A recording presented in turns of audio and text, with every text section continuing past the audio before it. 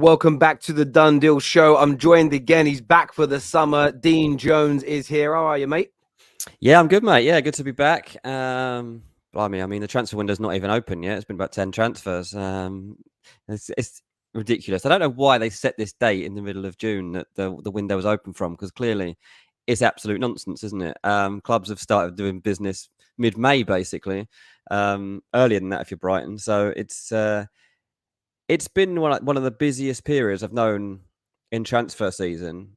Like, even compared to like the last 2 weeks of a normal window, and the window ain't open. So I don't really know what to expect here. I don't know if it can maintain this momentum and pace that we've been seeing. I think we probably can, though. Like, you think of the amount of business that's got to be done by the top six, and then the knock-on effect of now Saudi Arabia trying to take these teams, Barcelona not getting Messi, the knock-on effect of that, Real Madrid in need of a striker, Dortmund and Bayern also needing to get players, and PSG too. Like, all of the big clubs are suddenly scrambling around at the start of a window, and it means that there's going to be a knock-on effect all across the Premier League at different clubs. So, yeah, I say I'm not sure if it can stay as busy, mate. It probably will.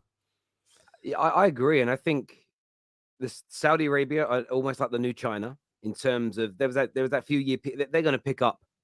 I think they're really going to help clubs raise money. You need to raise 100 million there. What average or over the hill players can we sell to Saudi Arabia for 20, 30, 40 million? The players will go at that stage because they'll be offered obscene amounts of money. Especially the European clubs, they're going to want to do that because they want that money coming in so they can compete with the Premier League clubs that are all so cash rich in comparison. That's why I think you're right. It will be maintained. You know, we've got lots of players leaving Man United, lots of players leaving Chelsea, and I know we're gonna touch on a lot of that on the show today. Viewers, make sure like buttons have been hit. Make sure you are subscribing. Make sure the bell notifications are turned on as well. You don't want to miss any of the transfer updates over the course of the summer because there's going to be many. As we already saw, Ecuadorian press 2 days ago stating that Caicedo has agreed personal terms. Fabrizio has said he hasn't agreed personal terms with anybody.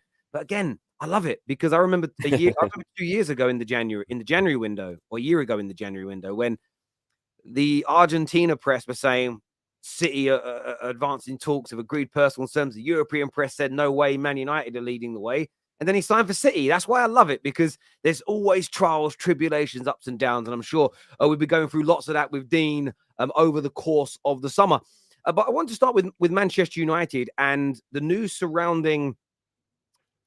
I wanted to start with Harry Kane, actually, because there was reports last night that stated that he'd agreed terms with Real Madrid and the deal was happening.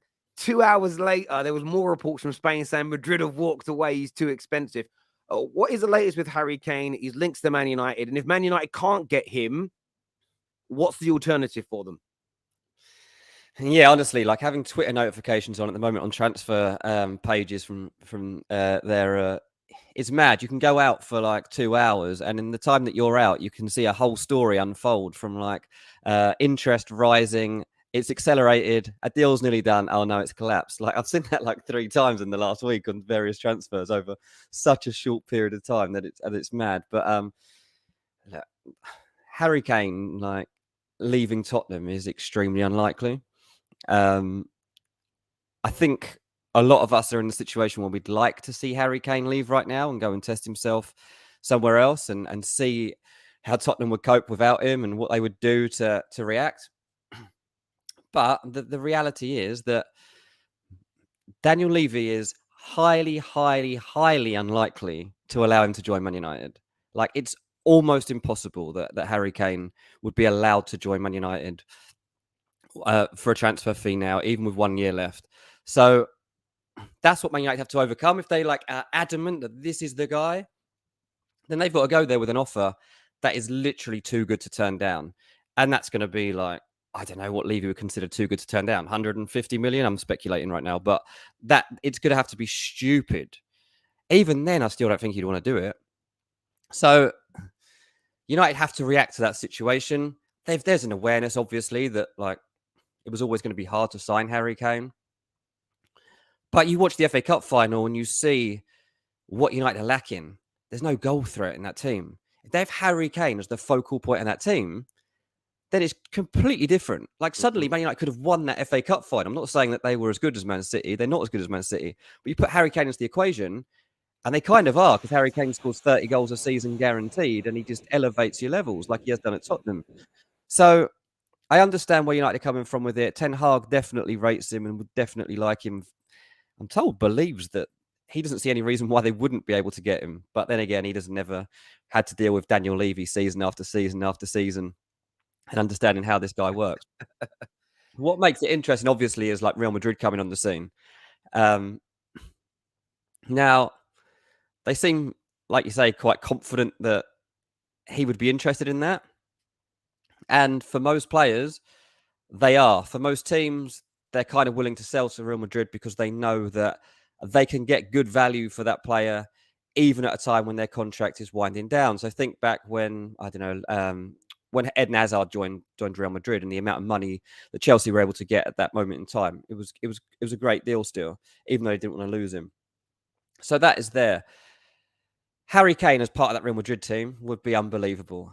I'm told that although it's been reported that like Levy would prefer to see him go outside of the Premier League and would be more willing to sell to Real Madrid, I'm told he's got absolutely no interest in selling to Real Madrid. As far as Daniel Levy is concerned, Harry Kane is not for sale.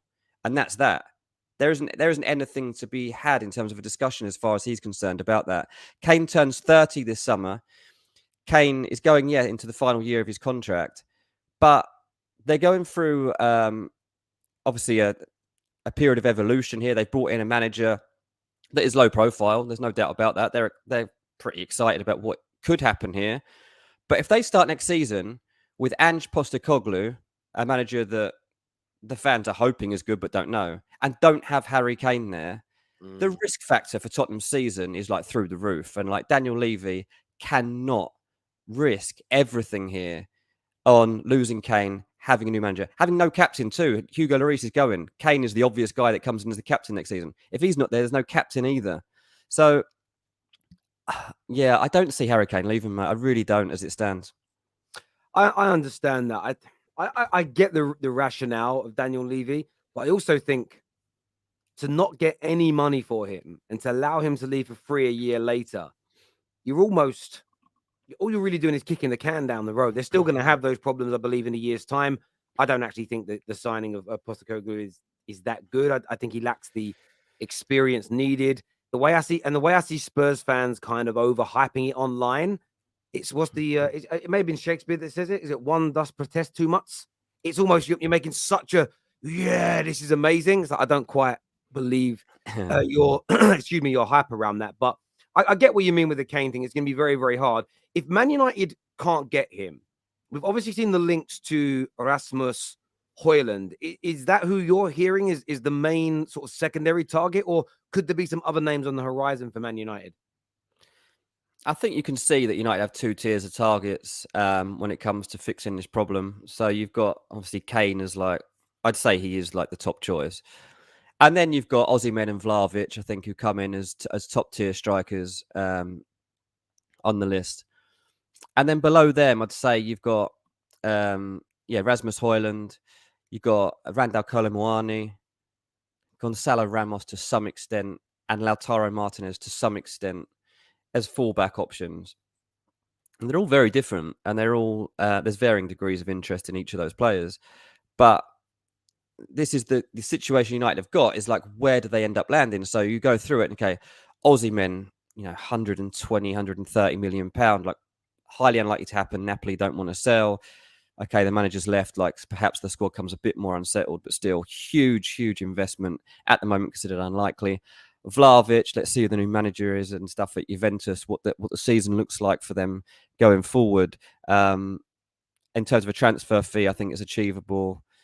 But big wages. I like Vlahovic. I actually think he would be a good fit if they could do it, but it's very unclear at the moment. Gonzalo Ramos, I think, is huge money for a player that is kind of untested. I mean, from what I understand, like Man United scouts or recruitment staff they kind of split over him. I think some just have this slight fear that it might take a bit too long for him to gel, and I don't think that they can afford, because of the high release clause he's got. I think it might be considered a bit of a gamble. I think that's why everything keeps coming back to Hojlund, because there's been informal contact. They understand what the values are going to be around the player, and the style of his play, combined with his growth potential, his age, his adaptability, makes him a really good fit for where United would like to go. So I do think that the Hojlund one is very intriguing. I'd say as a real backup option is probably the Lautaro one. I know someone put it to me the other day and they said, "Oh, look out for Lautaro this summer." And I was like, "Look, Lautaro Martinez gets linked every single summer." Mhm. Or like, if I'm going to write this, like, is there actually a chance this can happen? Like, definitely, like, that there is going to be options there for him, and there's no guarantees he stays at Inter beyond this season. So, taking that for what it is and understanding like stuff, I don't think like Lautaro is the perfect fit like for an out and out 9. I don't think he's that typically, but he's got obvious qualities. He's scored a lot of goals this season for Inter Milan, and I can understand why they would be going down that route. I mean, as a fan, I guess it's going to be difficult to gauge because I'm sure like 9 out of 10 Man United fans want Harry Kane. So any drop off from that level of striker is going to be a risk or Yeah. maybe a disappointment. I don't know. How would you consider that? I want Harry Kane. There are quite a lot of United fans online that don't. They think it's too much money. He's too old. Too I don't. old. He's 29. Yeah, I don't think he is too old. I think Harry Kane, his game isn't based on physicality. I think he's got 4 or 5 years left at the top. I think he's better than every other achievable and attainable striker and will be for the next 4 or 5 years. He can double up as someone who drops deeps and creates as well as playing off the shoulder, scoring goals. There's a report I read that I think may hold some truth that Man United might just sign Hojlund this summer and wait for Harry Kane to be on a free next year. Although some will say, why are we waiting a year? It's a case of you saw City do this. City didn't get Harry Kane. So instead of just buying a substandard player, a player below him, they waited a year for a player as good as him in terms of scoring goals, if not better than him at scoring goals. Sometimes you have to bide your time. If they would have gone, right, let's go and get, I mean, they nearly, a couple of years ago, they nearly went and signed Cristiano Ronaldo. That could have changed the whole course of where City are right now, as an example. Yeah. If they wouldn't have signed Kane the summer before, and they would have bought, and they got Ronaldo instead, maybe they don't get Haaland. No one knows the knock-on effect of these deals, and I think sometimes you've got to be very mindful. I would rather wait for Kane than buy a Lautaro Martinez. I think he's good, but I don't think he's anywhere near Harry Kane. Buy a young up-and-coming striker and maybe wait. But equally, I'm getting to a point now where I'm thinking, as long as we're not going near the 150 mark, we're talking 100, 110, 115. Get Harry Kane in. I think what he could deliver for Man United over a 4 to 5 year period, you won't even hear people talking about his price tag again. We paid £20 million for Robin van Persie. Now that was seen as a snip and a deal. If we'd have paid 80 million for him in 2012 and we'd won the Premier League, nobody would have batted an eyelid. So if Man United get Kane and start winning trophies, challenging for that title again, nobody's going to care as far as I'm concerned. Stop being accountants and the club need a goal scorer. I mean, from Kane's point of view, I would say that, like, it was interesting what you said, like he's kicking the can down the road in terms of Daniel Levy not taking money for Harry Kane right now. Look, on the back of the World Cup and when, say, Conte was still the manager of Tottenham, looked like he might even sign a new contract. It was the first time around December, January, it was the first time I was hearing that actually, Tottenham have to consider a sale here. Because not only is this their last chance to cash in, so you can get £100 million or £80 million, whatever it ends up being, for Harry Kane this year. And then that money needs to be reinvested because you've got to replace Harry Kane. So if you don't do that, then in a year's time, not only are you getting no money for Harry Kane, you've also got to go and buy a striker. Unless Richarlison suddenly emerges as being a prolific goal scorer and they don't have to do that, which, I mean, nobody knows that that's going to happen, then you are going to go and have to spend £70 million on a new striker. And that's with getting no money for Harry Kane. So at that moment, that was kind of the guidance I was getting. I was like, look, they probably will sell here and Man United might have a chance. That's changed. That has really changed in the last month, in the messages that I've been getting about where Tottenham's stance is on this. And they're like, nah, he'll keep him. He will not let him go at the moment because it's too risky. And from Harry Kane's point of view, what you have to consider is that if he kicks up a fuss, right, and he could kick up a fuss and get out, he could do that and get to Real Madrid and be guaranteed trophies. That makes sense. What to kick up a fuss to get to Man United? Is he guaranteeing himself trophies, which is the one thing he's supposed to go and get now? We don't know. No, he's not. He's not guaranteed. In England, unless he joins City, there are no guarantees of trophy. Liverpool would be a more of a sure bet. But if you look at the last 4 or 5 years, Chelsea have won the Champions League, fallen off since. Spurs don't win anything. Arsenal haven't won a trophy now in 3 years. Man United won the Carabao Cup this year. There's only one club in England that guarantees you trophies right now, and that's Manchester City. A Bayern Munich or a Real Madrid, you are going to win something in a 4-year period at those clubs. You're winning at least one La Liga, and you're winning 4 league titles in Germany. Yeah, you're winning all of it. And that's one thing they missed this year. Bayern Munich wouldn't have been in the title race if they had a prolific number 9. They just wouldn't have been. If Lewandowski didn't leave, they wouldn't have been a title race. They'd have blown it away again. So yeah, look, it's such a difficult one for him. In terms of the other news around Man United, Mason Mount. Fabrizio had reported that an opening bid from Man United is imminent. How do you see this deal? Because a lot of people expected maybe Liverpool, there was Arsenal links. Suddenly, Man United seen as the front runners, personal terms, no problem, or agreed, depending on the journalist. United looking for a bid, but Chelsea off asking for like 80 odd million. How do you see this one going, Dean? And what position is it at right now? Yeah, so I mean, I don't like to use the term personal terms agreed. I think it's better to phrase it as all the terms are understood and would be doable. I think that's probably the better way to phrase it. United know what it's not as catchy though, is it? No, it doesn't sound very good, does it? It wouldn't work. So that's why you don't see it like that. But obviously, like nothing's signed or anything like that. And for Mason Mount, I honestly didn't believe it would go as far as this.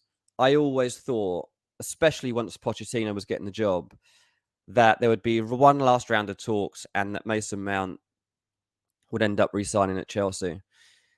And I always, whenever I've written about Mason Mount, I've always made sure that I covered myself in that aspect. The problem is, every single time I wrote it, it was based on a hunch and not information. All the information for 3-4 months has been, but Mason Mount's leaving. As it stands right now, he is leaving Chelsea because there's too much friction, too much has gone on, and they don't see a way back. But I was like, yeah, but he's been at Chelsea all this time. Like, he doesn't want to leave Chelsea. If they can stay, he'll stay. And they were like, yeah. And then suddenly this Man United thing comes onto the table and accelerates quite quick. And last week, there were contacts between intermediaries and Man United to understand what was happening. And from a Mount point of view, a move to Man United looks good. It looks good. It can happen. And there's been nothing yet to say that it's going to turn around for him. The situation, obviously, that I think Fabrizio might have put out today, I haven't actually seen the exact information he put out, but I saw a headline and was about the difference in price. They're 30 million apart on valuation. I mean, it's huge. That's huge. Like from 55 to 85 or a variation of that is huge. Now, I think Man United will go up from that. It depends how far Chelsea are willing to come down. I mean, we've seen Chelsea's stance is that they're going to they're willing to sell players that aren't going to sign new contracts. And in the Kai Havertz case the other day, people were talking about him going for basically half price. I mean, I don't know why that was being reported like that. It doesn't make any sense to me. But Chelsea can't value Mason Mount up here, Kai Havertz down here, and have this jagged approach to what players' fees are. There's got to be some consistency to it all. But I do think that this is got a lot more traction than I originally was going to give it credit for. And Mason Mount in a Man United shirt will be very intriguing. I guess when you consider like the situations they found themselves in last season with Sabitzer and stuff like that too, to have Mount in there as an option, homegrown too. This is like an opportunity just doesn't come along. To sign an England international like Mason Mount, who's versatile, who's a good character, who has such Premier League pedigree, who could help him in the Champions League too. It's an unbelievable opportunity to make a good value signing if it isn't £85 million. If they, I don't know what you would consider as a fan to be good value or if you even care, but if you were to strike a deal here at £65 million, I'd actually consider it to be pretty good. 65 is probably slightly is above it, but I'm thinking more 55. We're closer than Chelsea and Man United at 10 million. I see Mason Mount as a good to very good player. I think he's better than McTominay, better than Fred, better than Donny. I think on the ball, I think Eriksen's better, but he vastly superior in terms of his athleticism. So I think he improves our squad. What I've kind of said all along has been testament to, as long as he's not our marquee main midfield signing, and we buy somebody better as well, so we get Caicedo, we get De Jong, I'm just naming people here that don't have to be truly linked, then I'd be happy with it. If it turns out this is the guy we're bringing in to play next to Casemiro all season, I'm a little concerned. Yeah. But a lot of people rate Mason Mount, and a lot of Chelsea fans I've seen online are angry. Almost, look, he's had a bad year, but you're talking about a guy that for 2 or 3 years helped carry the club through really bad periods. So there are a lot of Chelsea fans that back him. There's a lot of professionals that back him. The fact that Klopp and Poch and Arteta and Ten Hag will want him. I have also said I'm very balanced in this. Is there something I'm not seeing as a fan that some of the best managers in the world all rate about him? There's got to be something in that, Dean. But I think he's always been underrated. Obviously, like even when he's been in the England setup regularly, people haven't been excited about it. When he's in Chelsea Champions League winning teams, people really undervalued, I think, what he brought to that team. It's all about the system too at Chelsea that let him down last season. He went off form because Chelsea's system didn't fit Mason Mount, and he became a victim of the whole season, really. Nothing fell his way. And then he picked up injury too, which was quite a bad one. Really gave him no chance to come back properly at the end of the season and show his worth, which has probably affected too what the value of what Chelsea are going to give in terms of a contract at exactly the same time as Chelsea fail to qualify for the Champions League, and suddenly everybody's contracts are having to be pulled in a bit and reined in over the course of the next year. So there's that to take into effect too. I think honestly Mason Mount is really good. I agree with you. I don't think Mason Mount is that deeper lying player. I think that United should be looking at somebody like Lavia at Southampton for that role. I think that makes a lot more sense, and the construction of their play would work a lot better if there's somebody else deeper. But to have Mason Mount as an 8 option, and also somebody that can play further up when you need options, I think he'd be great, and he fits in with a lot of the players and the personalities in that squad too. So if I was a United fan and this actually does get signed off, I think you'd have probably quite a lot of reason for optimism rather than worrying about, if this is going to be the marquee name. I don't think it will be the marquee name. Yeah, I agree with that as well. I don't see it being the main player. And I think as someone to challenge Bruno, one thing about Bruno Fernandes, there's a percentage of United fans that can't stand him. I think he's absolutely amazing. But he plays too much. He needs more time on the bench. He needs to, and again, Donny van de Beek was meant to be that guy and has never lived up to the hype. Of course, he got a terrible injury this season that keeps him out the way. And I love to look at Bruno in games and think he looks, expression my dad would use, he looks shagged out. Like he looks exhausted. I haven't heard that expression in years, but I love it. He does. He looks exhausted. And I feel like we need someone that can come into games, especially next year being in the Champions League. We want to fight on all 4 fronts. We kind of need that. You mentioned Lavia there. What have you heard about Man United in terms of that deeper lying player? Whether it's another 6, whether it's someone that can, whether it is someone who plays 8 or box to box, but more of a Caicedo, Lavia, Rice. Have you seen United linked to anybody in that ilk at all?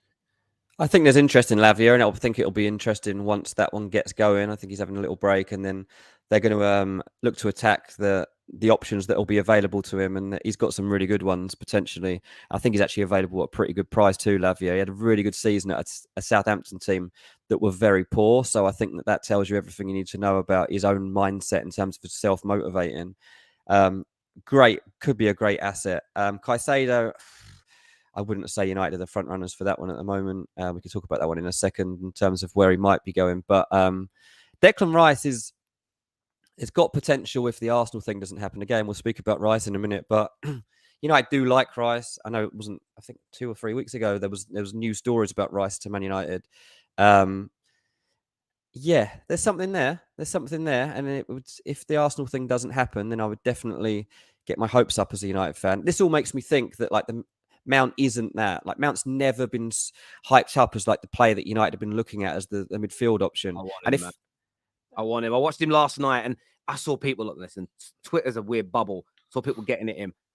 I saw a very good performance in a defender that's told to sit deep. But he just captains West Ham to their first major trophy in 43 years, their first European trophy in 58 years. He now sits shoulder to shoulder with Bobby Moore at a club that isn't expected to win.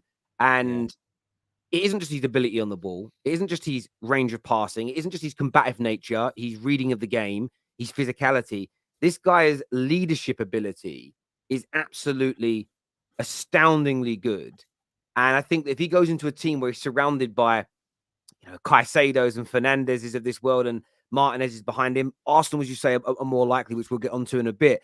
You're just going to see a player elevated. So I personally, if the news broke this afternoon, Man United put £120 million bid in for him, I wouldn't bat an eyelid. I'd be over the moon with him. I think he's out of this world.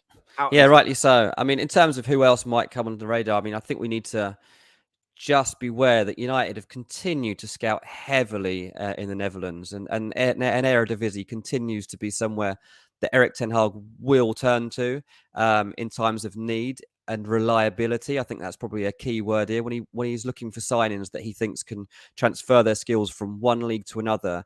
He still trusts the place he's come from and knows so many of the characters and playing traits of the people that are there that he thinks can work in the Premier League. Still get the impression that United could turn back there, as we've seen a couple of times, and whether you consider Anthony a success yet, I don't know, but he's got there's plenty of reason to believe it could happen.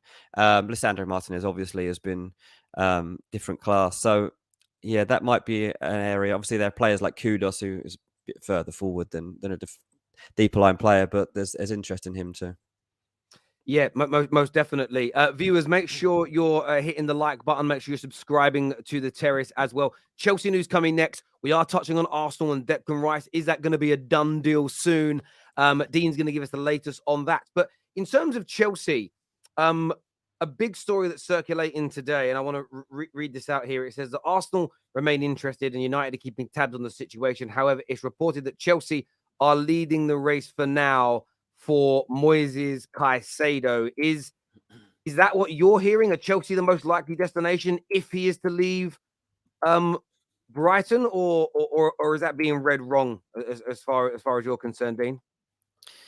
I mean, look, from what I know and what I've heard, like even during the Agate pursuit, it was quite a strange one because, as you know, I write for Give Me Sport and I provide them all their transfer info, and the Agate story went way beyond what it should have. Like it became a mini saga basically.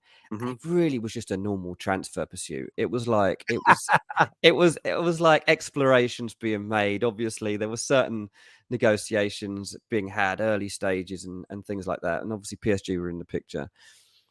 But it became such a big thing. I was like, what am I missing here? Like, I don't think this is as close as it is. And I was speaking to people and I was like, so what's going to happen here? They're like, I think they'll sign Caicedo. And I'm like, no, but nobody's talking about that. Everyone's talking about them signing Agate. Like, they're like, oh no, they're still talking to, like Caicedo's is definitely still on the table here. Like, okay, at no point are they walking away from that. Like, and I said, so what if they sign Agate, Caicedo comes too? They're kind of like, yeah, maybe.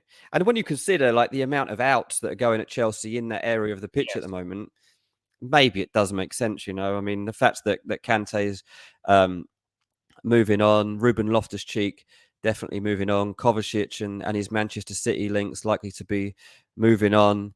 Enzo Fernandez can't just sit there by himself. If Conor Gallagher's being talked about leaving, everyone he's played alongside is basically leaving the club at the moment.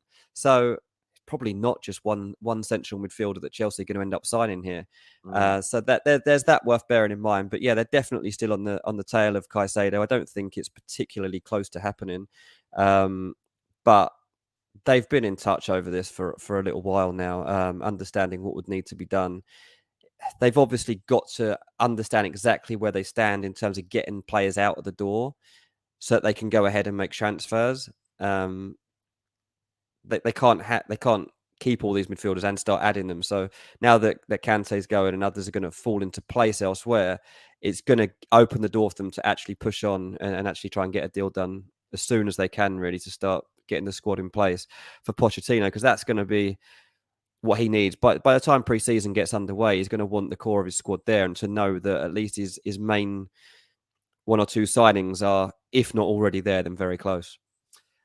How much money do you think Brighton are going to demand? Obviously, we know they turned down 70 odd million from Arsenal in January. And I keep reading different reports. Obviously, the pro Brighton press sites can be much higher. There are suggestions that it could be a similar amount.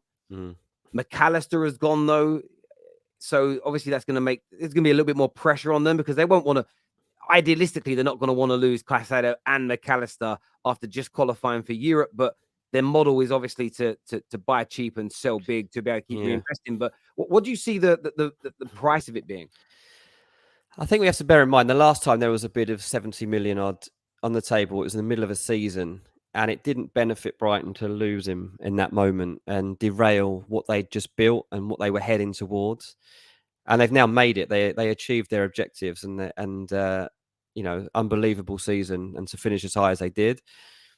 But Caicedo was told that he will be allowed to speak to other clubs at the end of this season, and they'll be more open to him leaving in a later situation. So I don't think the fee will change that heavily from the figures that we were talking about in the January window. Okay. I don't think it'll be far off that. That makes sense. And in terms of Chelsea striker-wise, I know a lot of fans of what's going on there. We need a goal scorer, and Kunku's coming in. What we saw Matt Law yesterday rule out Harry Kane and say that's never happening. Do you think Chelsea are working in that market, or is that some way off from happening? Yeah, Kane won't happen, no, as much as they would like that to be the case. Look, they have to sort out the situation. The first thing to do is speak to Lukaku next week, basically. They need him once the Champions League final's done, then they can be more open with Lukaku. He needs to understand where the club's at. We know that Lukaku would like to stay in Inter if possible, but he's not against returning to Chelsea, from what I understand. I know a few people that are close to Lukaku, and I said, any chance of a third time lucky here for Rom? And they're like, look, if he's told to go back, he'll go back. Like, Lukaku's quite a good guy. He's not. People will have their perceptions about Lukaku from from his time at Man United, for example. Like, there'll be people that judge him on body language or attitude problems and things like that. And in real life, honestly, he's like one of the most humble, nicest guys I've ever met and interviewed. Actually did a really good interview the other day. Darren Lewis spoke to him for CNN, and Lukaku was like just so down to earth, and like you could just see the kind of personality he is. So look, if he has to go back to Chelsea, I've spoken to people who have players at Chelsea from last season, and they're like, there are players in this team that wish Lukaku had been here all season, because the amount of chances that team were fed that he would have stuck away, Chelsea would be in Europe this season. Like, there were a lot of times that they were putting opportunities on a plate. Think how many times you watched. You even think back to the game at the end of the season when Man United beat Chelsea. The chances that Chelsea had in that game. I'm not saying Lukaku. But yeah, no. I mean, he obviously misses chances as well. But yeah, during their whole poor run, and I watch every single game for all of the top 6 teams. I do match reviews to all their games. So I don't know how many other people have literally for 3 years running have watched every match for everyone, and I've done every single game. Lukaku could have bagged 20, 25 goals this year. He could have done with that. And Chelsea, they may not have even made the Champions League, but they definitely wouldn't have been 12th, because a lot of their defeats came, in my opinion, through moments and in games where they were missing chances and then conceding later. They score the first goal in a lot of those games, and the whole situation is very, very different. It's very, very different, I think. Yeah. So, well, let's see how that transpires, and then consider where they might head. I mean, we got the Kai Havertz situation to weigh into it. Doesn't he fit? I don't think he fits as a 9, but could he fit into a support role? Will he be sold? And Nkunku, can he be a central figure? Will he play out wide and come inside? There's that to be figured out. Again, the name Lautaro Martinez was put to me in potential with Chelsea, and said that he's somebody that they've liked for a while. Maybe this is the year that they pull the trigger and go look at Lautaro. So there'll definitely be options there. I think it's clear that Chelsea obviously need a different goal threat for next season. There was the idea of Tammy Abraham even coming back. Obviously, he's injured now, so that one's not there. Brozier will be coming back to fitness, but no, you can't depend on that. Certainly early doors in the season. So yeah, something has to give. It hasn't yet because we're so early, and as I say, the transfer window isn't officially open. But from next week, I think we'll start to get a little bit of a clearer idea on that. Yeah, it's going to be interesting to see what they do. Aaron here says, "What about Victor Osimhen? Could Osimhen be an option for Chelsea?" It's an expensive one, isn't it? I think that's probably one potential downfall of it. But if they're managing to get players out the door, then it opens up the possibility of making signings and not worrying about the costs of that right now. The message out of Naples is still that they don't think Osimhen will go in this window. They think if anyone goes, it'll be Kim, and that'll be that. But you can never say never. I think Osimhen is right down Chelsea street when you consider what they would typically look to do. But the number 9 has just been cursed for Chelsea. It really has. And whoever comes in, you've got to have someone there that can handle pressure. I think that's going to be one of the most key aspects to it. No, most certainly, it's going to be. Do you want to give an update on someone said that someone in Mac-Allister said that Rice ain't that good? Just looking at his numbers, because the eye test is the eye test. You've got to look at numbers here. And I put him up against Rodri, who's considered the best in his position in the league. So actually break it down. Chances, he scored more goals this year than Rodri, created more chances than Rodri. Rodri's got a better passing accuracy by 3%, 91% versus 88%. Unsuccessful short passes. Declan Rice has less than him, so beats him on that. Less unsuccessful short passes. But Declan Rice clears the ball more, has over double the amount of interceptions, more blocks than him this year, better succession on tackle rates, dribble pass less as an example. Exactly the same percentage of long ball passes. The only thing where Rodri is out and out better than him is crossing accuracies at 50% versus 20%, but both of them attempt something in the region of about 0.1 crosses per game. So you look at it, such a small margin, it takes up. Rodri's amazing, but I'm telling people now, as sure as eggs are eggs, you put Rice in the middle of that City team. Rodri leaves tomorrow, retires. Rice goes in. You barely see a drop off once Rice settles to the system and the manager, and gets a little bit of the grass under his toes, as it were. Declan Rice is absolutely brilliant. I just wanted to put that out. Someone sent me through the stats, and again, my eye test sees that, and the stats back it up. They do, yeah. I mean, I was preparing for a show I'm doing next week on Rice, and he'd won more possession than anyone else in the league this season. Most interceptions. He was in the top 10 for tackles. In terms of the distance covered, I think he covered the 3rd highest numbers in the whole league. It was ridiculous. Like every single area that you go to explore, Declan Rice excels, and he's a good person as well. He's very infectious, and that is a very good thing to be bringing into a dressing room. Obviously, today that it's been said, David Sullivan said that Rice has played his last game. Like this is it now. He is going to be transferred, and that's no surprise. We've known that for a long time. But once it's actually made formal after the season's done, you can start to discuss like where this leads, because the reports recently have been a bit all over the place on Declan Rice. So we should probably set out where we see this heading. Yeah, it's going to be very, very interesting. A few people in the comments are like, you can't put Rodri and Rice into the same conversation. I truly believe that you can and that you should.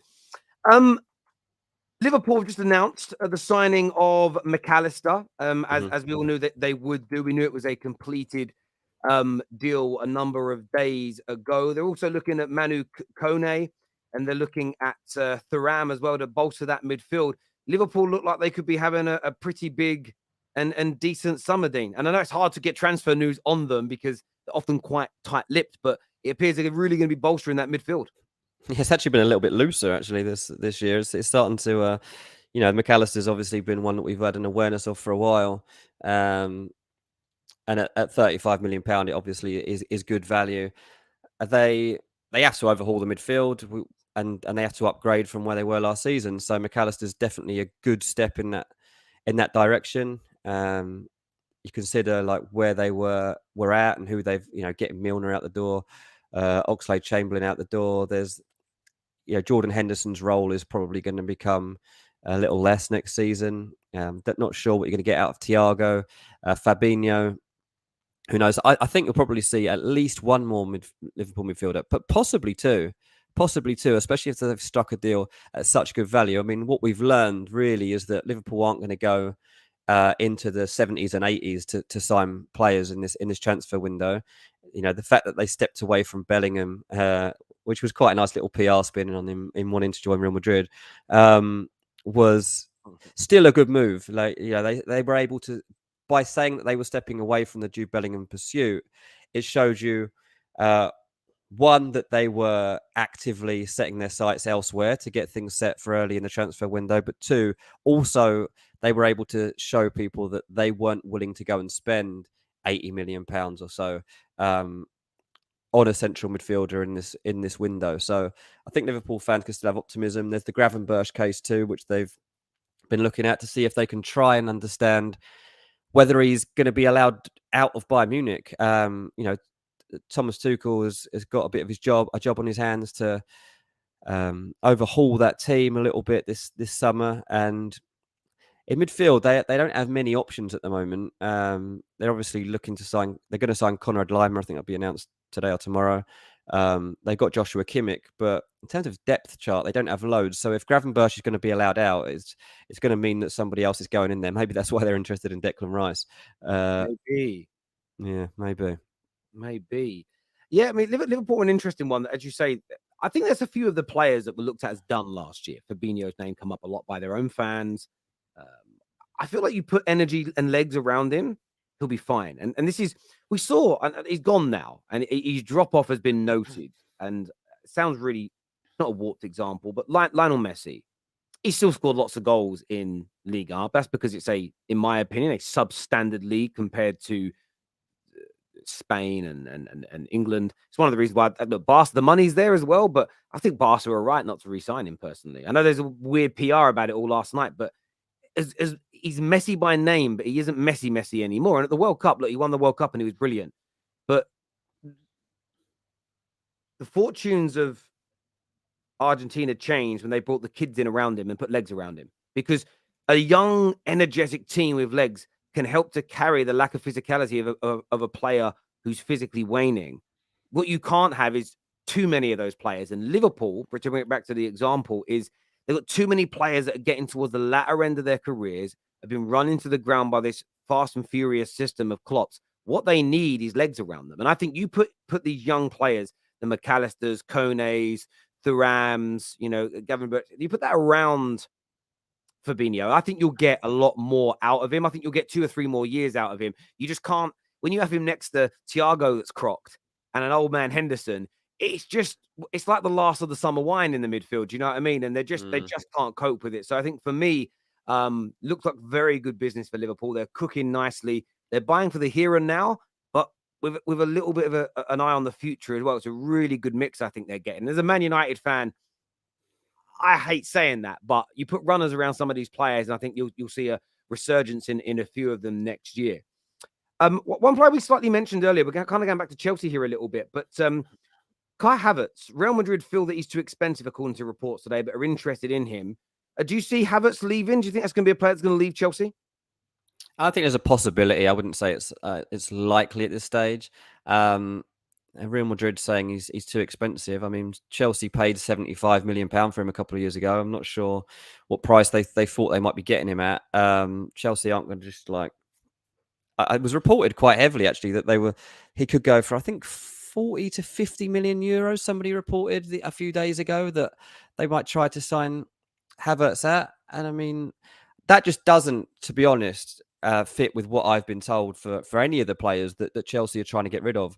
They're trying to get rid of everyone for top dollar. Like the job of the intermediaries who have been given the list of Chelsea players to find potential new clubs for is that these players, if they're going to get new homes, they also need to be going for proper money. And we're seeing that in Mason Mount. Why would Mason Mount be told he's £85 million, but Havertz can go for £50 million? Doesn't make any sense. Like Havertz might become a Ballon d'Or winner, Mason Mount won't. So there's that to take into mind. I think that the one thing I've always told to look out for is Bayern Munich when it comes to Havertz potentially getting involved. Now, at the moment, their priority, Bayern, is to get that out-and-out goal scorer. They've been linked with Harry Kane. Like they need the Lewandowski replacement, and they're linked with Kolo Muani, who I think makes a lot of sense for them. But if they don't, or if they do get that done and they still have some leftovers, then Havertz does make sense for them. You know, if you're a German player and Bayern come knocking for you, you usually say yes. So there's been interest between, obviously him and Tuchel worked together previously at Chelsea. I understand that Havertz and Tuchel have remained in contact since they parted ways, and that could come back onto the agenda if something with Real Madrid doesn't work out. But so too could the prospect that Havertz ends up staying at Chelsea. So at the moment, I'd say that one is a bit unclear. I think it's one that's gathered a lot of pace very quickly without enough substance for me that it was close enough to happening. Real Madrid need a number 9. I mean, is Kai Havertz Real Madrid number 9? Not for me. Not for me. It's a strange one, most definitely. Oh, we have some super chats here. First one says, Terry, you look very hot today. Yummy, yummy. Well, wow. Did you write? Who sent that in for you, mate? My mum, probably. Yeah, she's on holiday in America. That's what it's from the US dollars there. But thank you very much for the nice compliment. This here says, an ex-Chelsea fan who's City fan now, plastic. Oh, they're calling each other out in the comments. There we go. Like it. My only concern about, I think I can say Kane, he tends to miss under big pressure. Might be different when he isn't the only man, but the World Cup penalty miss to Man United, yes, please. I don't know if he does miss. I mean, yeah, he missed that one. But generally, Harry Kane under pressure from the penalty spot has been pretty reliable. I mean, yeah, I'm not worried. I think you get him out of Spurs, where all the pressure on him to be the performer is off his shoulders. Wayne Rooney, I think, succumbed to the England pressure because all that happened 3 or 4 tournaments running after Euro 94, Euro 04 was Rooney's got to win it for us. It was never the team's got to win it. yeah. It was Rooney's got to win it for us. And I think at Man United or at Chelsea or at Real Madrid, Harry Kane wouldn't have that pressure of needing to be the guy. It would be spread amongst the whole team. So, yeah, I wouldn't be too worried. This here says maybe getting Mount changes our formation to 4-3-3. What team is that? Man United. Right. Yeah, maybe. As I say, like, yeah, potentially. I think it gives you various options. I think that's the good thing about it. Even if you think about times when Bruno Fernandes is shifted over to that right flank, which he likes to do, like Ten Hag likes to put him out there, you know, that middle spot, you know, there's not that many people you would trust in that role in that current squad. To have Mason Mount as an option could be good. It absolutely could. In the last few minutes, it's been confirmed for a second time in 24 hours by the owner, David Sullivan of West Ham, that Declan Rice will 100% leave West Ham United this summer. It's reported that Arsenal were going to aim to act swiftly and could bid around £92 million this week for Declan Rice. This could be a done deal soon, as per the title of this video. What's your understanding of this situation? I think we all know he's leaving. The fact that there's no speculation. The owner of West Ham said he's leaving, so we don't need to speculate about it anymore. We know that. It will be a done deal. But where is he going, and when do you expect the first bid to come in, Dean? I mean, he should join Arsenal. Like, Arsenal were in the driving seat here, and this only goes wrong if Arsenal mess it up. So that's my current understanding of it. Declan Rice, more than happy to become an Arsenal player, is what I'm told. And no concerns over this from a personal point of view. Financially, should be fine. Think West Ham were willing to offer him 200 grand not so long ago, a week. You know, Arsenal have just been giving out deals to players like Saka for 300 grand a week. I would expect Declan Rice to be get into those sorts of brackets, no problems. Who's to move to Arsenal? And yeah, it's all on the table now for them. They've just got to put their money where their mouth is. And we've got to find out how highly West Ham really do value him. You know, they can't go with a low ball bid here. They can't go and rattle them by offering like 70 million for Declan Rice. The opening bid has to be big and has to add up to at least 90 plus. That they've got to be up there to appease West Ham and allow West Ham to start going about their own restructuring. This deal does actually need to happen pretty quickly because West Ham need at least 2 midfielders of their own to try and replace Declan Rice. They're not going to be able to sign one player that can have the same influence that Declan Rice has had on that team.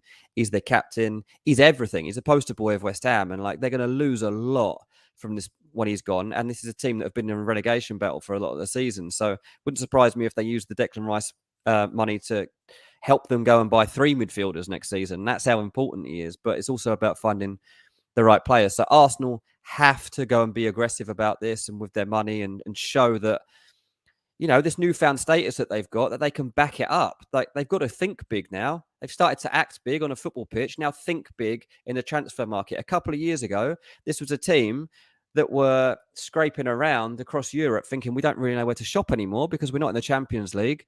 You know, we've got a manager that's pretty new to this. We're trying to convince people of a project, but it's not an easy sell.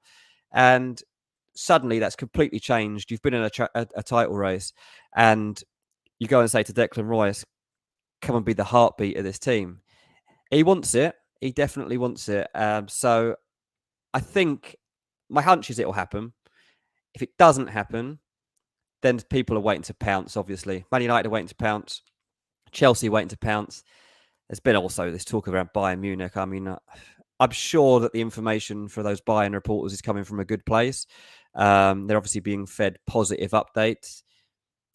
I'm told that Declan Rice moving to Munich is very unlikely at this moment in time. I think it probably does come from the fact that Tuchel rates Declan Rice and has a good understanding of what he brings, not just from his own time in the Premier League, but his time from being at Chelsea when they had pretty good reports put together on Declan Rice and were looking to sign him themselves.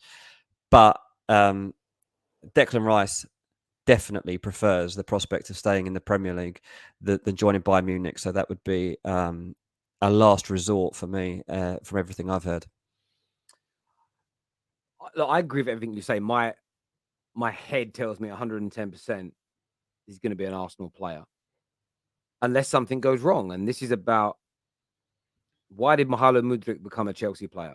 Arsenal didn't get the deal done quick enough.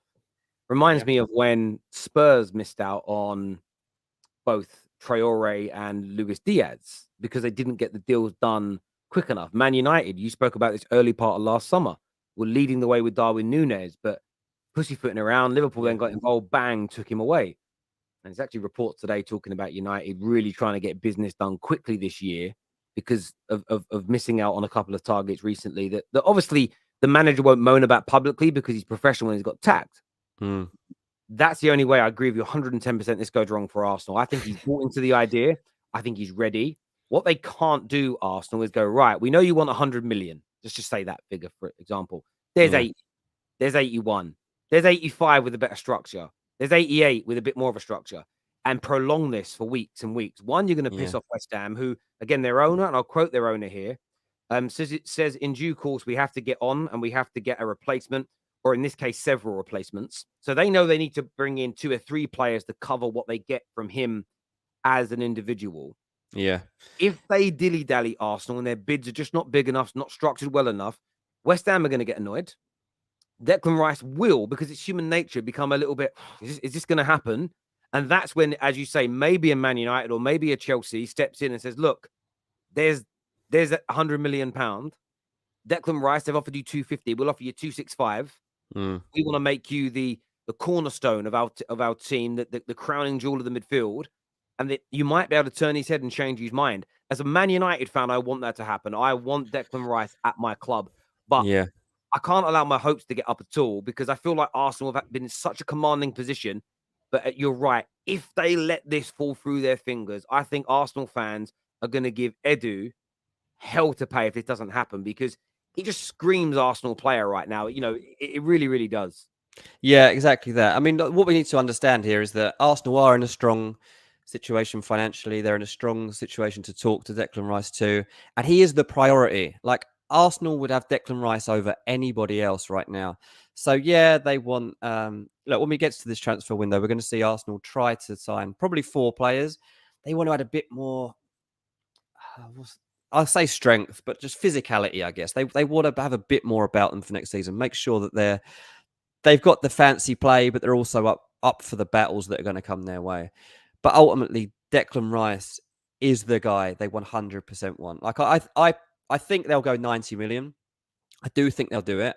What will matter most is when they're willing to pay the 90 million. What is the structuring of that deal? And does it satisfy what West Ham are looking for? Because West Ham need that money, as we say, to reinvest in their squad pretty quickly too. So that's not going to be a deal that you can say you could spread over 4 or 5 years. West Ham will not be willing to do that. So Arsenal have to come up with money here whereby they can say, okay, well, here's a lump sum now, and then over the next two windows, here's the rest of it. I think it will probably be something like that. Can you see Arsenal? There's a lot of talk of him and Caicedo or another midfielder as well. Can you see both of them coming in? Will the budget spread that far, in your opinion?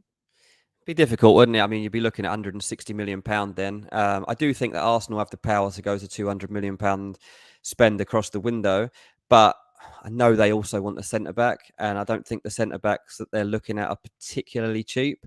So there's that to take into account, and they also would quite like another attacking option. Which again, any attacking option that's going to be joining a team that are expecting to have a say in the Premier League title race, you're going to add a bit of a premium onto a team that are in that situation. So I think it would be difficult for Arsenal to do Declan Rice and Caicedo. But it wouldn't surprise me if they did bring another midfield player who was a bit lower down the scale. Yeah, it's going to be intriguing to see what they do. I mean, if they can get Caicedo in as well, I mean, what's a as you say, battle ready, quality on the ball. It would be a colossal midfield, and as you say, they're only the only thing now Arsenal are aiming for is to go for that title, the Premier League title again, go deep into that Champions League, and they've got to try and win a trophy next year. So they have to go big. You know, again, I think their fans know this. There's no more process. There's no more. There's always an element of building your squad, because even the best teams in the world buy and sell every summer, typically 3 or 4 in, 3 or 4 out minimum. So you're always going to go through that. But the rebuild's over. The process is over. There's no more phases. It's you now challenge for those major trophies or you fail. That's where they're at. City have been in that position for years now. Liverpool consistently in that position. I think Man United, inside a year, have moved into that position. Well, certainly for me, where as long as the manager's back this summer and we improve in those areas, I expect us to challenge. And if we have the summer we're expected to, we can't be saying top 4 only, and that's an achievement now. These big teams that spend the amount of money they do, the wages now that Arsenal are giving out, they have to expect big. So their fans have got to put huge pressure on the necks of their owners and Edu to deliver these players for Arteta, because if they don't, and you end up getting to the end of the summer and Rice ends up at United, Caicedo ends up at Chelsea, there's got to be hell to pay for that, because you've missed out on your number 1 targets. You're never going to buy anybody else that's as good as them, in my opinion. I don't know if there's better available in the world than them two right now. Prem proven as well, which means there's always a risk. Prem to Prem doesn't work, but it's always a smaller risk than importing in, especially for instant impact. So yeah, it's going to be very, very intriguing. Yeah, definitely. Sorry, there was just literally an update just came through. Yes, have you seen one of the German reporters who's been covering Declan Rice has just stuck out a tweet. Pletty says, still no offer from Bayern yet, but Bayern bosses are still ready to prepare and present it in the next 1 to 2 weeks, as he is still a top transfer target. That has not changed. In the last days, there was no development in talks negotiations with Rice and his management. Well, no, there's no talks because we were waiting for the final to be done. Bayern, good for having optimism. Definitely make your pitch. But I assure you, as it stands right now, Bayern are below any of those top 3 teams that want him in the Premier League. I agree. Sully here says, sad day for football. Why would Rice join an FA Cup team? Doesn't he have ambitions to win big? Mm. Do you know what's crazy about that? As a United fan, I want to join in with the banter, but on a real level, How can I say? on, You on, got to be a on, bit careful here, right? yeah, on a real level, Liverpool are not going to spend that amount of money on one player. City don't have room for him in their team, and everybody else, there's no guarantees of winning either. So yeah, it's No. a difficult one. Yeah. We're not going to read this one out, but because you're not going to catch me, Dean, are Arsenal in for ice? We're not for next mate. If you read that, don't read it out loud. Have you read it? Oh, okay. Nice try. But, That was a very good try. That's a very good yeah, try. you're not Just gonna a catch very me. unrealistic name too, isn't it? That just didn't quite catch me. Yeah, catch on. Unlucky though. Yeah, yeah. Not the But Simpsons. maybe bend over. Maybe bend over. I see more butts. I listen, I love that stuff. Well, you ever seen those videos that TalkSport did where they would take? It wasn't even like the name of it. There's one they did where they went around making up players' names. And like from the South Korean league and whatever, and asking people what they thought of them. And people like, yeah, Oh I've yeah. watched it for years. But my favorite one they did is where they got a guy that looked like he could be a footballer. They hired fake paparazzi, and he's walking around outside Stamford Bridge, and they're taking pictures. People were having pictures with him. They were mentioning his name. He was, I don't know, it was like Santiago. Oh yeah, you're right. Rodriguez, Yeah. and everyone's like, yeah, I've been watching him for years, and he was just some random model. And I love that sort of stuff. It's You need to do it, mate. That's because it'll be the new part of your channel that grows. Get out there, pretend you're a footballer. absolutely. I wanted to ask you, in terms of, there's a lot of stories circulating. Are there any kind of curveballs or unexpected deals that you're kind of hearing through the grapevine at the moment, or one to watch for the summer? Look, I mean, Saudi Arabia have rocked everything, haven't they? So there's going to be a lot of that going on right now. Newcastle's one to watch because there's going to be a few unsettled players, I think. So you'll get a few victims of the success story, and I think you'll get players like Alan Saint-Maximin who, no, not massive names like anything, but like they're going to be rocked, and they're going to have situations that arise. James Maddison, that's going to be a big situation that comes onto the radar in the next couple of weeks. And Tottenham's going to get really interesting now that they've got the manager in place, now that they're setting their stall out that Harry Kane's not going anywhere.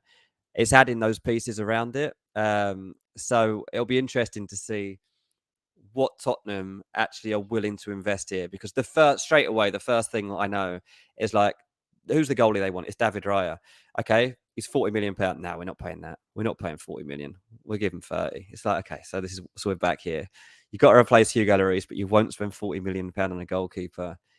Here we go. So it'd be interesting. You know, there's a lot of that sort of stuff coming up where clubs have got to balance their budgets and determine how ambitious they can be. And the big thing, the big elephant in the room now is the shadow of Saudi Arabia looming over everybody, making offers for literally anyone.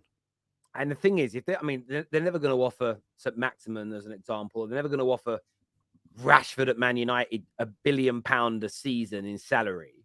But at the same time, what's going to be? I mean, Oscar did it at a fairly young age. You've got a really good player in your team. Let's just grab a name of a player. Mason Mount. He's doing what he's doing now. He's young. If Saudi turned around and said, "Look, we'll pay you 250, 300 million a year for 5 years," some players are going to say, "Do you know what? That makes me a billionaire. I'm doing Absolutely. it." Some people are going to do that, and that's what, taking the older players or the deadwood, fair enough. But if they turn around to a star who's maybe 25, 26 and said, "Look, we're going to offer you £1 billion contract, tax free, and by the way, once you've earned it tax free, come chat to me, these footballers. I'll hook you up with the best offshore banking available. You never pay tax on it because it just stays offshore forever." Does it? Yeah, and you can listen. The way we used to do it is you have a debit card, which you couldn't use in the UK because then the money would transact. Well, what you could do though is have a credit card, but you pay the credit card in the Isle of Man, which means that money never officially enters the UK. So whatever you earn tax free abroad, you keep it in an offshore account. You never pay tax. So you literally, this is easy stuff. Like, come chat to you. It's what I used to do for a job. Can you do that at any level, or do you have to earn a certain amount of money? To bank with my department, you had to have at least a balance of £2 million. But there are smaller departments. I used to deal with what they call the ultra high net worth. There was a level above that as well, which I never even got to see the books of. I don't know who banked to them. Like Jose was in that next category. I don't know how much money he held with the bank I was with, but so you can do that. So for some of these footballers, you get offered 500 million tax free over a few years. It's crazy. I don't think Saudis have income tax anyway. No, this is the point. You earn a lot of places in the Gulf are tax free anyway. The point is, what people don't realize is you go to Dubai and earn £1 million tax free and then put it back in your UK bank account, you get taxed 30, 40, 50% of it. So there's a very famous case. I won't name the British based footballer that went to play at Real Madrid. A banker accidentally sent some of his money into a UK bank account rather than an offshore bank account and cost him 40% of it in taxes. Oh. It was double tax. It had already been taxed in Spain, and then he got taxed on it by England. The bank had to pay compensation out because it was a mistake made by the banker. So, yes, but if you earn money in Dubai, as an example, as many of my friends do, it's if you keep it in an offshore bank account, as long as you don't deposit it in a UK based account, you don't have to pay tax. Essentially, Right. you have to do the things you have to fill in and do. And if you're resident non-domiciled to the UK, so if you basically that, and that's based on what's your father's passport. So if you're a player whose father's French, it's even easier for you then to do this offshore banking, even if you want to live and retire in the UK, because you can always claim at some point in your life you're going to move back to your father's homeland. That's the way the rule works with the tax office, essentially. Now, I'm really boiling this down to basic levels, but it's what we used to deal in. So listen, if you're offered 500 million tax-free to go to Saudi Arabia, even at 25, that's not just life-changing. That sorts out your children's children forever. That's insane, You're one of the richest people in the country almost overnight. So yeah, man, you've got to do that. And someone here says Waffle House, brother.